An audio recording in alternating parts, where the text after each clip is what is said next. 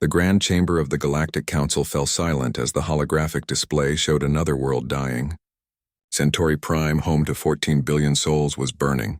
The Krell swarm had arrived 3 days ago, and now nothing remained but ash and silence. Commander Jake Morrison stood at the back of the chamber, watching the alien diplomats argue among themselves. His uniform felt too tight, too formal for what he knew was coming. Beside him, Lieutenant Amy Sanders shifted her weight, her hand resting near her sidearm out of habit. "They're scared," Amy whispered. Jake nodded. He had seen fear before plenty of times, but this was different. These beings had ruled the galaxy for thousands of years. They had never known true terror until the Krell came. High Counselor Thexaval rose from his seat. The Zenthari warrior stood nearly 8 feet tall, his blue scales reflecting the emergency lighting. His species had conquered half the galaxy before joining the Council. They were the strongest, the most feared warriors in known space. Until now. "We must act," Thexaval announced, his voice echoing through the chamber. "The Zenthari fleet will launch immediately. 10,000 warships. We will crush this threat as we have crushed all others." The other council members murmured their agreement. Some looked relieved. Others still looked afraid. Ambassador Vera Collins stood up from the human delegation section. She was a small woman, barely 5 feet tall, with gray hair and sharp eyes. She had been trying to get the council's attention for weeks. "High Counselor," she said, her voice steady, "humanity offers its assistance. Our military analysts have studied the Krell tactics. We have strategies that might—" Laughter cut her off. Not cruel laughter, but the kind adults give to children who say silly things. Several council members didn't even try to hide their amusement. "Your species achieved faster than light travel only 50 years ago," one ambassador said. "What could you possibly offer?" Vera's face turned red, but she sat down without another word. Jake felt anger burning in his chest, but he kept his expression neutral. He had learned long ago that showing emotion to these people was a waste of time. The council adjourned. The Zenthari fleet would launch within the day. Everyone seemed confident. Everyone except the humans. 6 hours later, Jake stood in the human quarter of the station, watching news feeds from the front line. The Zenthari fleet had engaged the Krell at the outer reaches. 10,000 of the most advanced warships in the galaxy against an unknown number of Krell bioships. Dr. Peter Hughes sat at a nearby console, analyzing data streams. The xenobiologist had been studying the Krell for months, watching every attack, every pattern. "They're making a mistake," Peter said quietly. "I know," Jake replied. Amy entered the room carrying coffee. Real coffee from Earth, not the synthetic stuff the aliens drank. "How long do you think they'll last?" "Not long," Peter said. He pulled up a tactical display. "The Zenthari fight with honor. Formation warfare. Direct engagement. The Krell don't care about honor. They swarm. They adapt. They overwhelm." The three of them watched in silence as the battle unfolded. At first it looked like the Zenthari were winning. Their weapons were powerful, their shields strong. Krell bioships exploded by the dozens, then by the hundreds. But the Krell kept coming. For every bioship destroyed, 2 more appeared. They didn't retreat when damaged. They didn't fear death. They simply attacked again and again like waves crashing against rocks. 3 hours into the battle, the Zenthari formation began to crack. 4 hours in, ships were trying to retreat. 5 hours in, the retreat became a rout. When it ended, only 200 Zenthari ships escaped. 10,000 had entered the battle. Nearly 9,800 were destroyed. The greatest military fleet in galactic history had been annihilated in less than 6 hours. The council chamber was very different the next day. No one laughed. No one boasted. High Counselor Thexaval looked like he had aged 100 years overnight. His scales were dull, his eyes hollow. "We underestimated them," he said simply. "The Krell are unlike anything we've faced before. Our tactics, our strategies, everything we know about warfare, it means nothing against them." "Then we are doomed," another counselor said. "If the Zenthari cannot stop them, who can?" Silence filled the chamber. Outside, Jake could see the refugee ships arriving. Millions fleeing from the Krell advance. Soon there would be nowhere left to run. Vera stood again. This time, no one laughed. "Let us help," she said. "Please." Thexaval looked at her for a long moment. Pride warred with desperation in his eyes. Finally, he nodded. "What do you propose?" "Give us command of the defense fleet," Vera said. Let our military leaders coordinate the next engagement. We have experience with enemies like this. Experience? Another counselor scoffed. Your species has been in space for barely half a century. What experience could you possibly have? Jake stepped forward.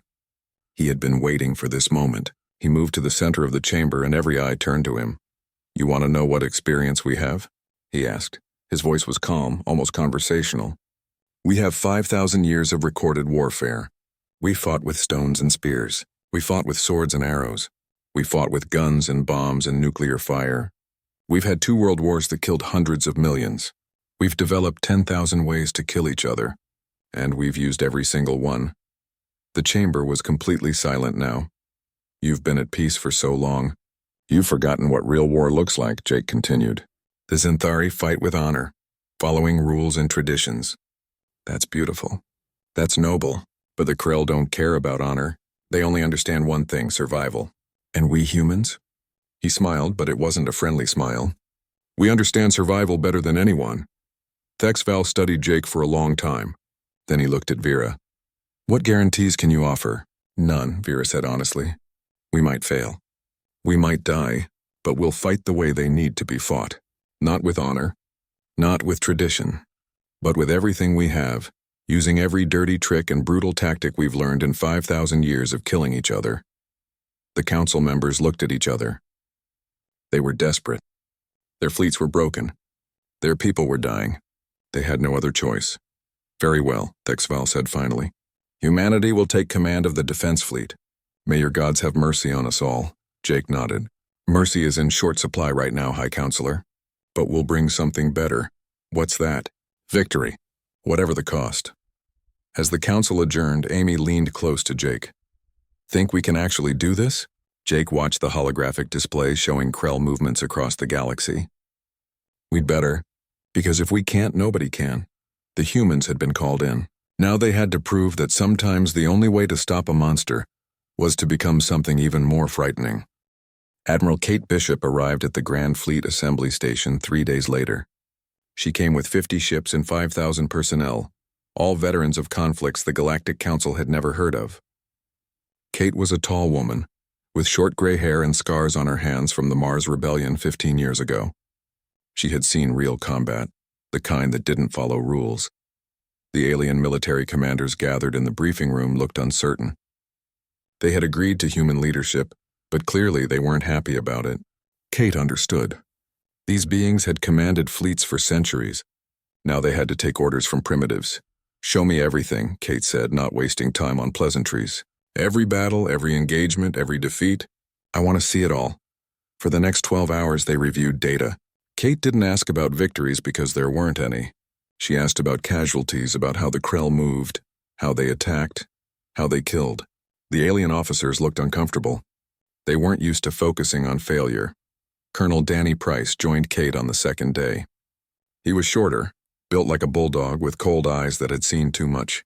Danny specialized in operations that most civilized species considered war crimes. Kate was glad he was here. What do you see? Kate asked him. Danny studied the tactical displays, watching recorded battles play out. They're predictable once you understand them. The Krell avoid nebulas with certain radiation signatures. They retreat when separated from the main swarm. They have supply lines even if they're organic. Can we exploit that? Yeah, but your alien friends won't like it. A Xanthari commander named Krexval spoke up. What do you mean? Danny turned to face him. You fight battles. We fight wars. There's a difference. You want to beat the enemy fleet in honorable combat. We want to make sure the enemy can't fight at all. Explain, Krexval demanded. Kate brought up a new display. We're not going to fight the Krell head-on. We're going to starve them, isolate them, and destroy their ability to reproduce. We're going to hit their breeding grounds, their supply chains, and their command structures. We're going to make them afraid. The alien commanders looked shocked. One of them, a peaceful species called the Varani, spoke up. That's genocide.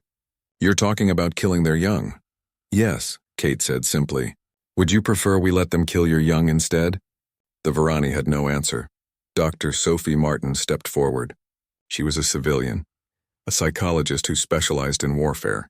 Let me explain human history, she said. We're not stronger than you. We're not smarter. but we've been fighting each other since we discovered fire. Thousands of years of constant war. We've tried every strategy, every tactic. We learned what works and what doesn't. She pulled up images from Earth's history. Ancient battles.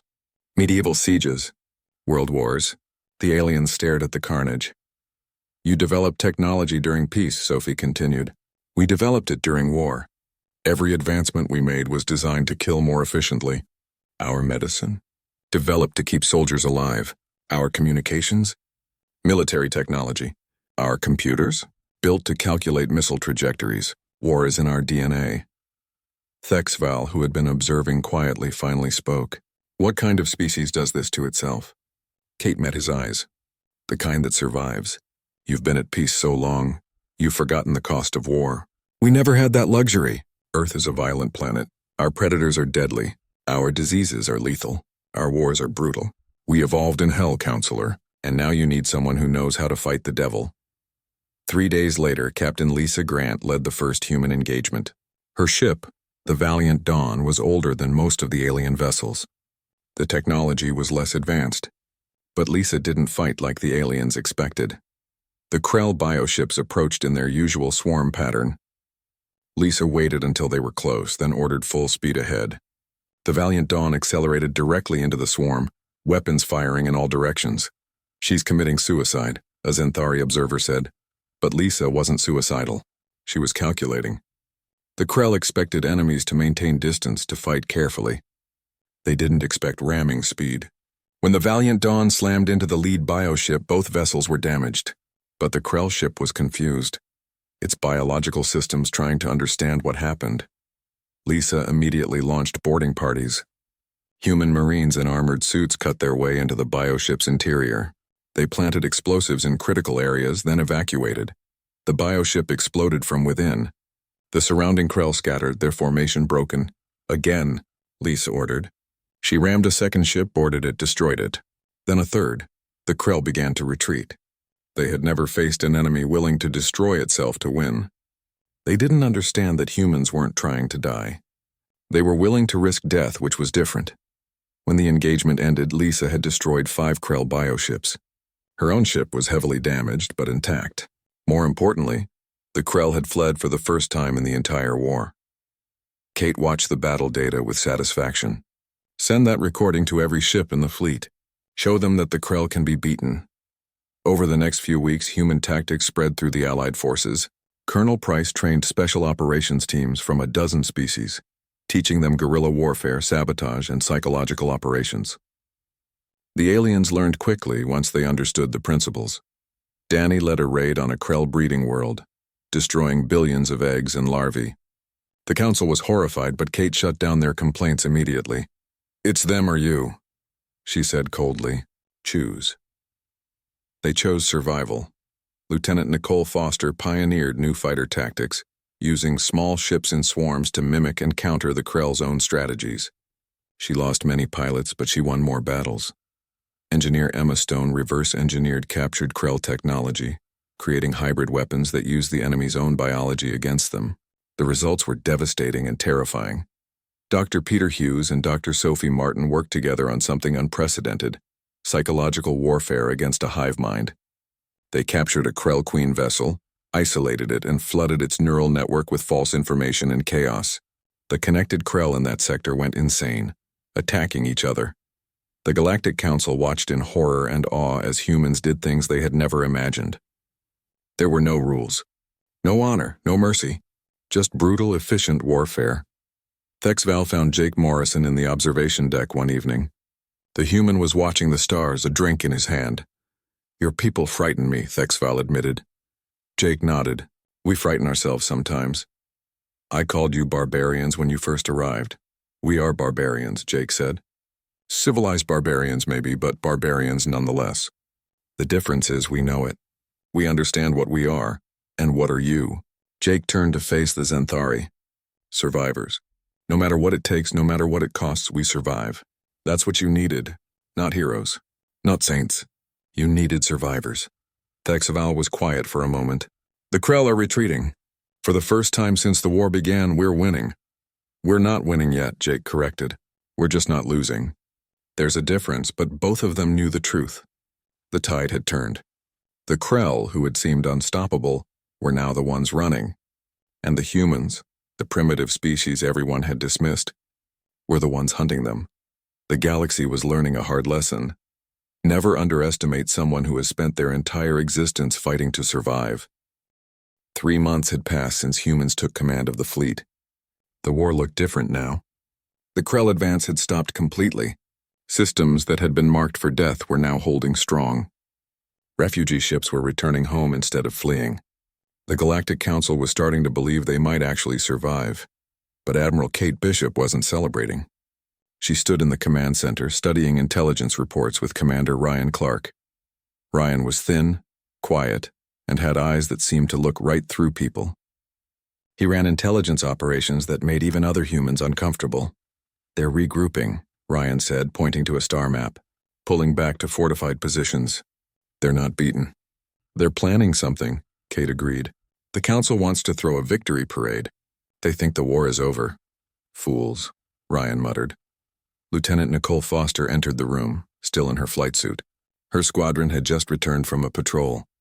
Nicole was young, barely 25, but she had destroyed more Krell ships than any other pilot in the fleet. She moved with the confidence of someone who had looked death in the face and laughed. "Found something interesting," Nicole said, pulling up a hologram. 3 Krell scout ships were investigating a nebula in Sector 7. When we engaged, they didn't fight. They ran immediately. "They're scared of you," Kate said with a slight smile. "That's not the interesting part. They were running back toward Krell space, but they were transmitting constantly. Not to other Krell nearby. Long-range transmissions." Ryan leaned forward. "They're reporting back to command, sharing what they learned about us." "Can we use that?" Kate asked. "Already working on it," Ryan replied. "If they're transmitting, we can intercept, decode, and feed them false information.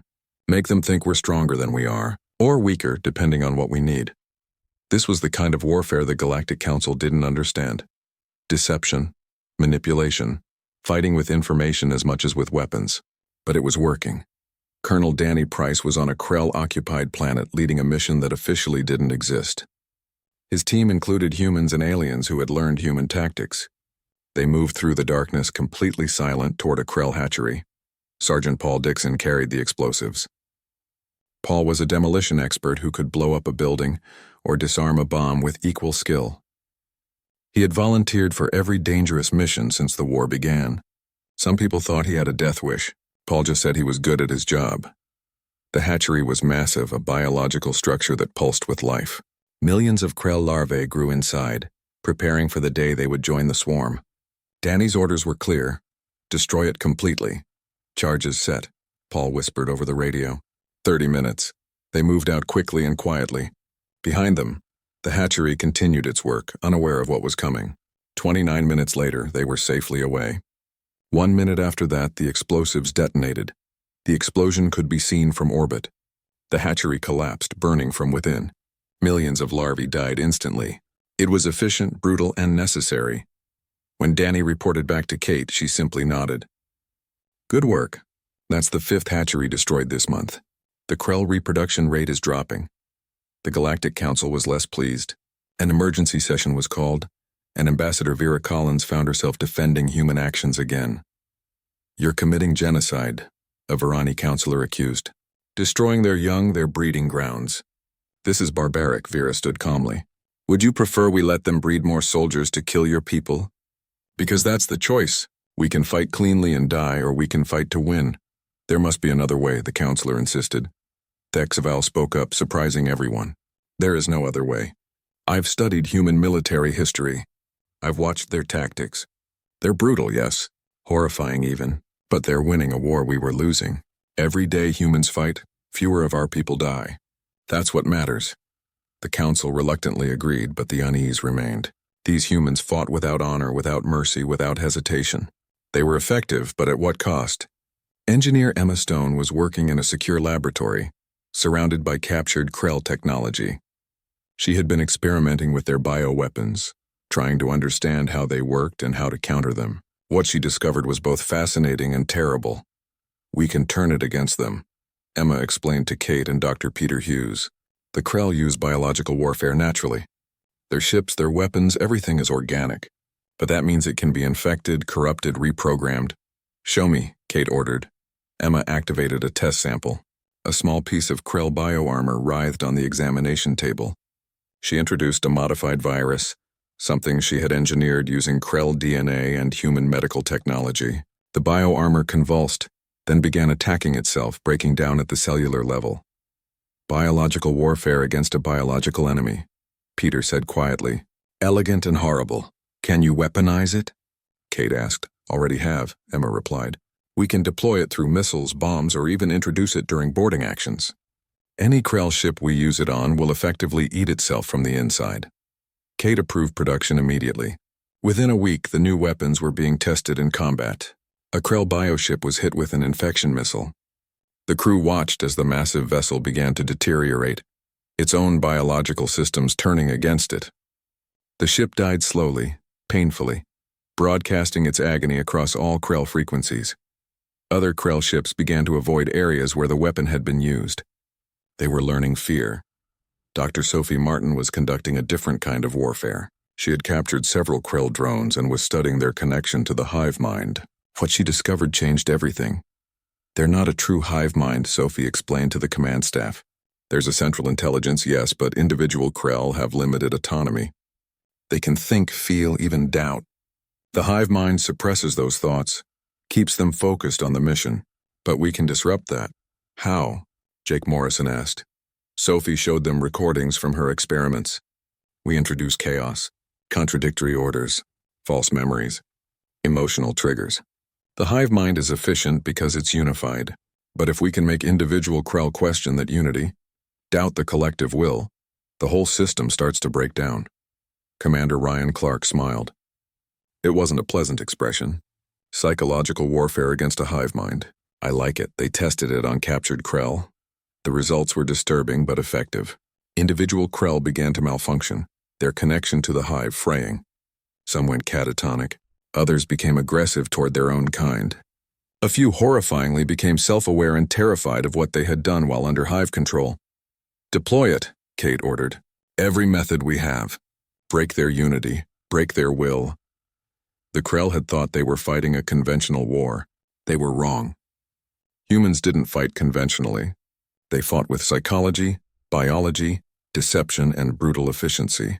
They fought to win, using every advantage, exploiting every weakness, showing no mercy. Lieutenant Nicole Foster shot down her 50th Krell fighter in a battle near the outer colonies. As she returned to base, she received a message from the Krell frequency. It was brief, transmitted in broken galactic standard. What are you? Nicole didn't respond. The answer was obvious. They were human. And that was becoming the most frightening thing in the galaxy. 6 months into the war, the Krell were in full retreat. They abandoned systems they had conquered, pulling back toward their original territory.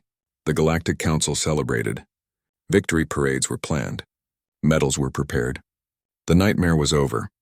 Admiral Kate Bishop stood in the command center and watched the celebrations with cold eyes. Beside her, Commander Ryan Clark studied intelligence data with the same expression he always wore, grim and focused. They're too happy, Kate said. They don't understand, Ryan agreed. The Krell aren't retreating in defeat. They're consolidating. General Frank Cooper arrived from Earth that afternoon. Frank was old, nearly 70, with white hair and a face carved from stone. He had fought in more wars than most people could name, and he brought reinforcements. Real reinforcements. The full industrial might of humanity was coming to the front lines. How bad is it? Frank asked, not bothering with greetings. Kate brought up the intelligence reports. Commander Helen Brooks discovered something disturbing. The Krell we've been fighting aren't the main force. They're just one colony swarm. Frank studied the data in silence. Helen Brooks, a sharp woman with red hair and sharper instincts, stood nearby. She ran naval intelligence and had been piecing together the truth for weeks. The Krell home system is here, Helen said, highlighting a distant star cluster. We estimate billions of bioships. Maybe tens of billions. What we've been fighting is nothing compared to what's waiting there. They're going home to regroup, Jake Morrison said. He had been listening quietly, but now he spoke up. They'll breed more soldiers, repair their ships, and come back stronger. Then we're doomed, a Zenthari officer said. If we couldn't beat one colony swarm without human help, how do we fight billions? General Frank Cooper looked at the alien officer with the patience of a teacher, explaining something to a slow student. We don't wait for them to come back. We take the fight to them. We hit them at home, destroy their breeding grounds, and end this war permanently. The Galactic Council rejected the idea immediately. It was too dangerous, too risky, too aggressive. Better to fortify their defenses and prepare for the Krell's return. Kate listened to their arguments for about 5 minutes, then stood up. "You're thinking like prey," she said, her voice cutting through the debate. "The Krell are predators. They hunt, they consume. They move on. If you wait here, building walls and hoping they don't come back, you're just making yourself easier to eat." "What do you suggest?" Thexvel asked. He trusted humans now, even if he didn't always like their methods. "We learned something fighting wars on Earth," Kate continued. "Never give your enemy time to recover. When you have them hurt, you finish them. Completely. Permanently. You don't leave them alive to heal and come back stronger." Ambassador Vera Collins added her support. "We're not asking permission. We're telling you what needs to be done. The human fleet will assault the Krell home system with or without council support. But we'd prefer to do it together." The council chamber erupted in argument. Some species supported the plan. Others called it suicide. A few called it madness. But in the end, fear won. Fear of the Krell returning. Fear of fighting this war again. Fear of dying. They agreed. Major Kevin Ross led reconnaissance teams deep into Krell space. Kevin was tall and thin, built for speed rather than strength, and he specialized in missions that required getting in and out without being seen. His teams used stealth technology borrowed from human military research, some of it barely tested. They entered the Krell home system carefully, hiding among asteroids and nebulas, taking readings and mapping defenses. What they found was terrifying. Bioships filled the system like schools of fish in an ocean. Massive breeding stations orbited every planet. Defense structures grew on asteroids like coral reefs. The Krell weren't just defending their home. They were preparing for war on a scale the galaxy had never seen. Kevin reported back to Kate with grim news. "We count over 100,000 bioships, and that's just what we could see. There are probably more hidden in the outer system. This isn't just a home system. It's a military fortress. Can we win?" Kate asked. Kevin hesitated. "With the fleet we have now? No. We'd need 3 times as many ships, and even then, casualties would be enormous." "Then we'll get more ships," General Frank Cooper said. He had been preparing for this. "Earth's second fleet is already en route. 30,000 vessels, all crewed and armed.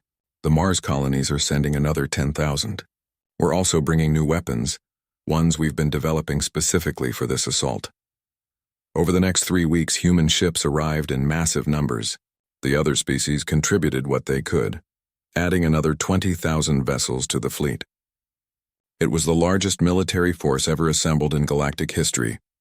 Captain Lisa Grant, promoted to Commodore after her repeated successes, was given command of the Vanguard fleet. She stood on the bridge of her new flagship, looking at the tactical displays with a mixture of excitement and dread. 70,000 ships, her first officer said quietly, "and we're going up against God knows how many." Lisa smiled. "Then it'll be a fair fight." Colonel Danny Price was training alien special forces for the ground assault. They would need to land on Krell-controlled worlds, penetrate their defenses, and destroy critical targets while the space battle raged overhead. It was suicide mission after suicide mission, and Danny was personally leading the most dangerous one.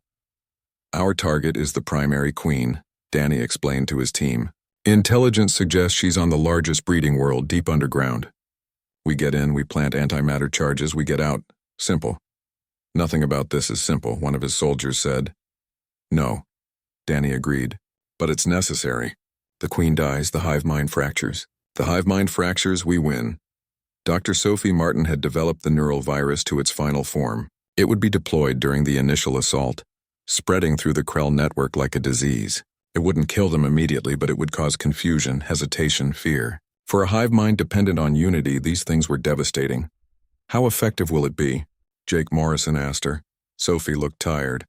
She had been working nonstop for weeks. "Against normal Krell? Very effective. Against the Queen and her core network? Unknown. We're in uncharted territory. Best guess? It'll help. How much I can't say, but every advantage matters in a fight like this. Admiral Kate Bishop called a final meeting of all ship commanders. Humans and aliens filled the massive briefing room, representing dozens of species and hundreds of worlds. They all looked at Kate as she stood at the podium. In 3 days, we jumped to the Krell home system, Kate began. What we're about to do has never been attempted before. We're not just fighting a battle. We're ending a species' ability to threaten the galaxy. Some of you will die. Many of you will die. But if we succeed, we save trillions of lives. She paused, looking at the faces in the crowd. The Krell came to our galaxy thinking we were prey. They learned differently. Now we're going to teach them the final lesson. We're going to show them what happens when you threaten humanity's allies.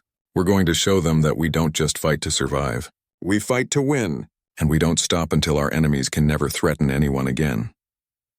The room was silent for a moment. Then Commodore Lisa Grant stood and saluted.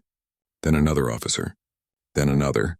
Soon the entire room was standing, saluting human and alien together. Jake Morrison found Kate after the meeting. Think we can actually do this? Kate looked at the star maps showing the Krell home system. We're about to find out. One way or another, this war ends soon. The fleet prepared to jump.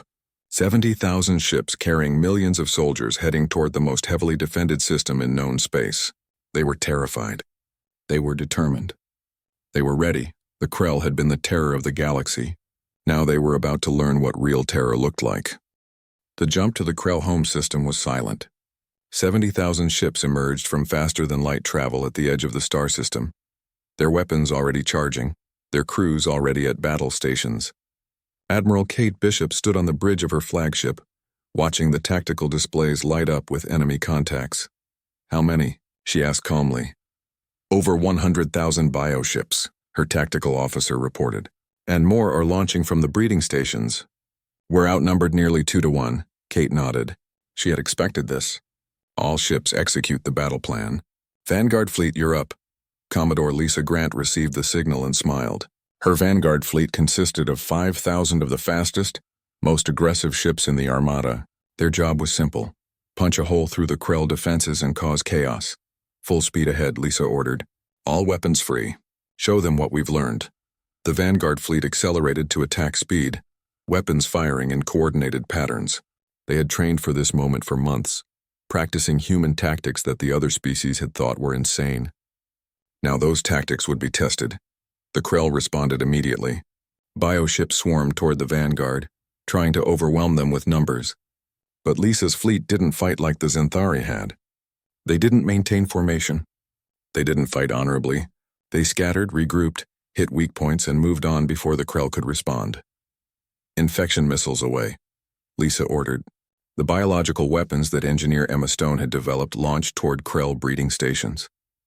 Where they hit, bioships began to malfunction, their own organic systems turning against them. High above the main battle, Lieutenant Nicole Foster led her fighter squadrons in a swarm attack against Krell command ships. The young pilot had survived 6 months of constant combat, and she flew with the confidence of someone who had nothing left to fear. Break formation, scatter pattern delta.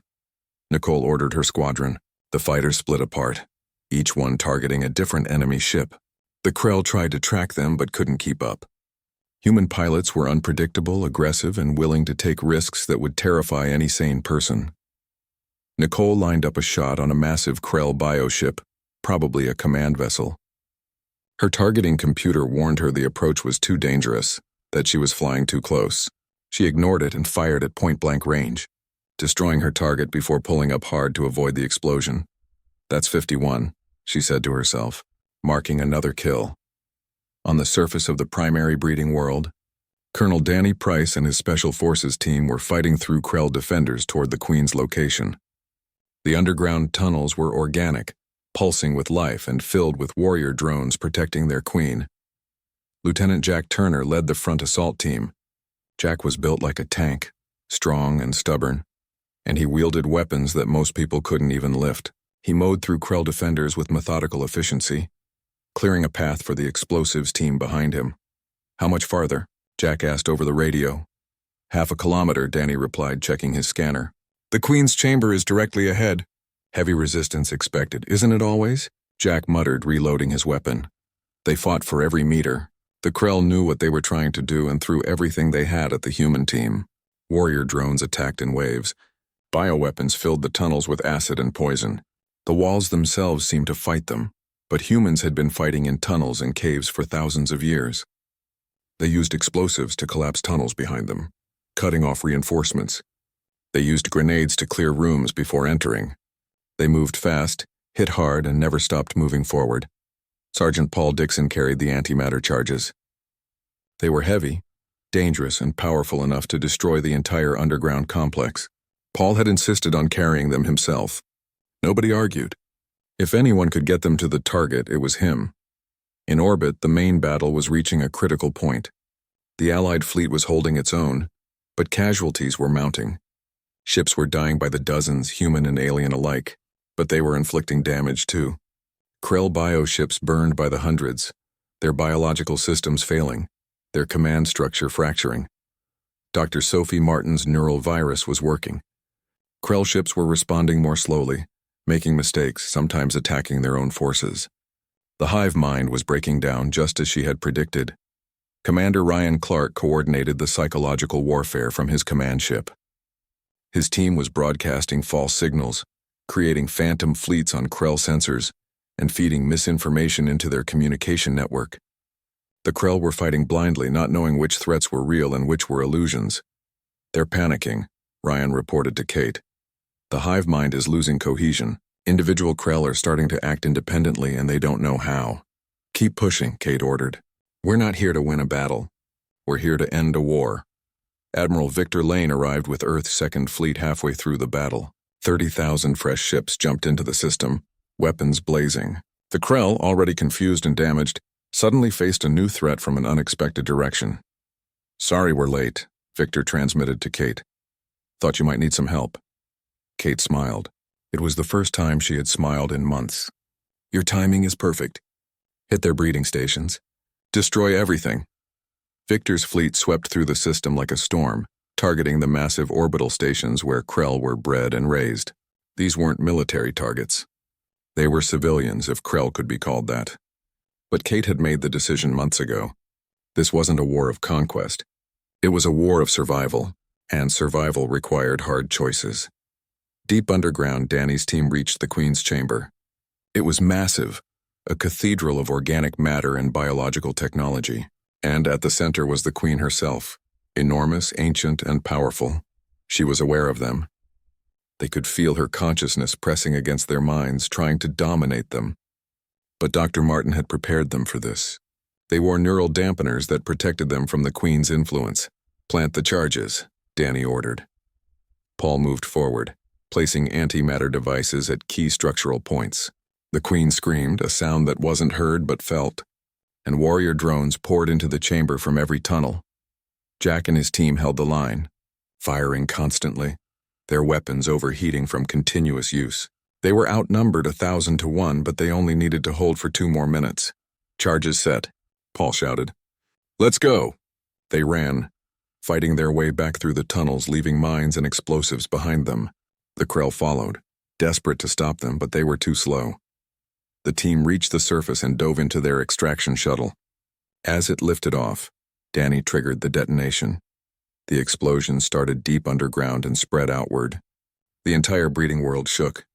The Queen died screaming, and with her death the hive mind shattered completely. In orbit, every Krell ship suddenly went dark.